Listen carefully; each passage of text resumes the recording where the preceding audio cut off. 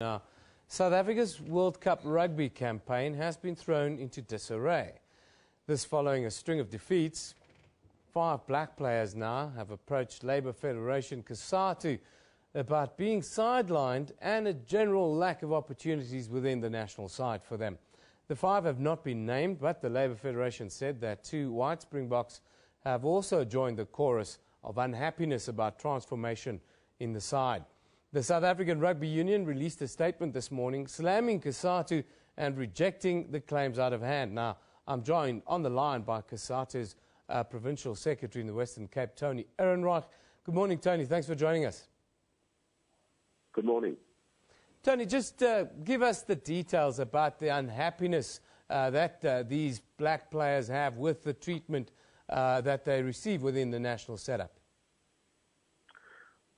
Well, I think that generally the country is concerned. On Saturday, 2 black players were part of the starting lineup, so that already represents a serious question mark. But let me just set the record straight. It's not 5 black players. What we have made very clear is that we've been approached by both black and white players to help to assist in the matter about transformation within the rugby team and within the rugby camp. What clearly is an ongoing problem about a lack of appreciation of what we should be doing in South Africa seems to be SARU's greatest weakness. SARU has now put out a statement rejecting what we say, instead of acknowledging that it's not just COSATU, but it's a number of commentators across the country raising the fundamental issue about transformation. In 1995, we had 1 black player. Now we have 2. What is going to happen in the World Cup team, we don't know, but there clearly is a need to ensure that there's urgent action taken.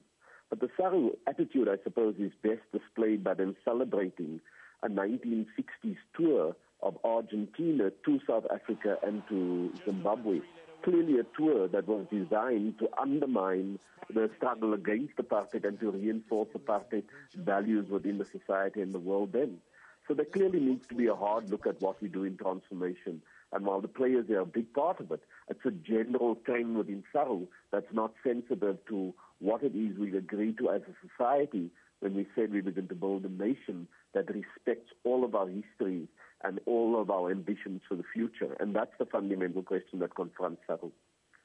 Tony, the meeting that we read about in the press that is scheduled for the group, as you now pointed out, the group of players who are unhappy with the treatment within the national side. How is this going to proceed? Is it going to happen this week?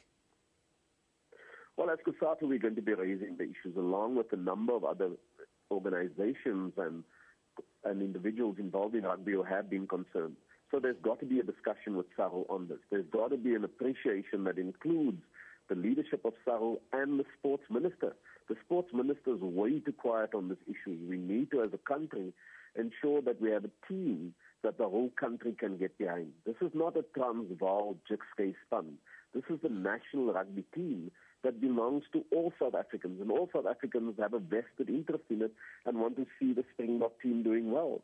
But when you have an overwhelming white team running onto the field in the face of a season where clearly the best team in South Africa was the most mixed team in the form of the Stormers, and many of the black players were the form players of the year, we can't have a circumstance where you have a captain who's been off for months and who hasn't been playing himself back into the team is allowed just to walk into the team. Clearly there seems to be a gathering of Heineke Meyer's favourites and some racist Boer cabal within rugby. It's not about ensuring that we objectively look at the players and we give them the game time that they deserve on the basis of their performance thus far this year.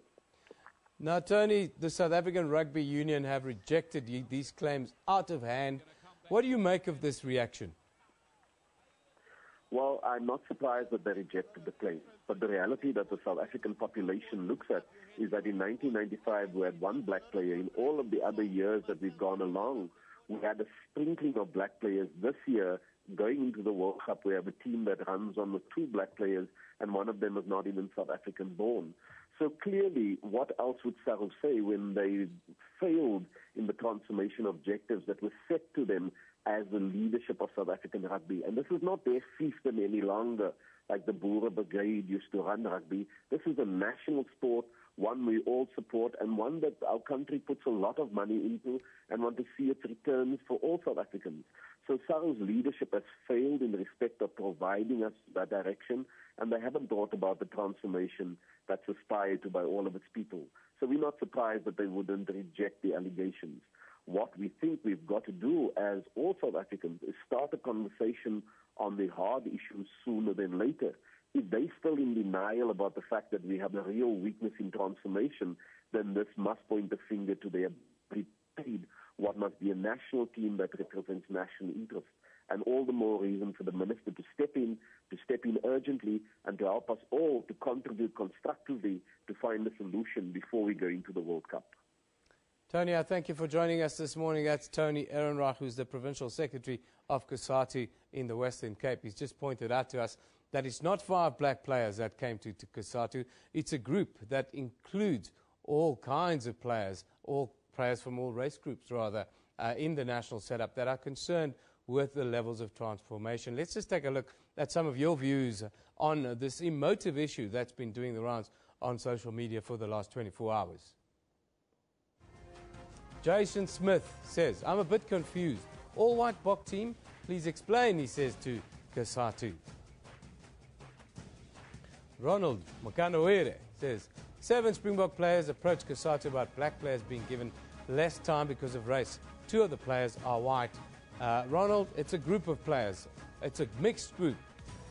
Emil Jung says, I agree, the Springboks are in desperate need of transformation in more ways than just the obvious. COSATU can also get involved, says Emil. Then Ben Karpinski says, been trying to avoid all things Springboks until tomorrow, but now I see Springbok and COSATU in the same sentence. Oh dear, he says.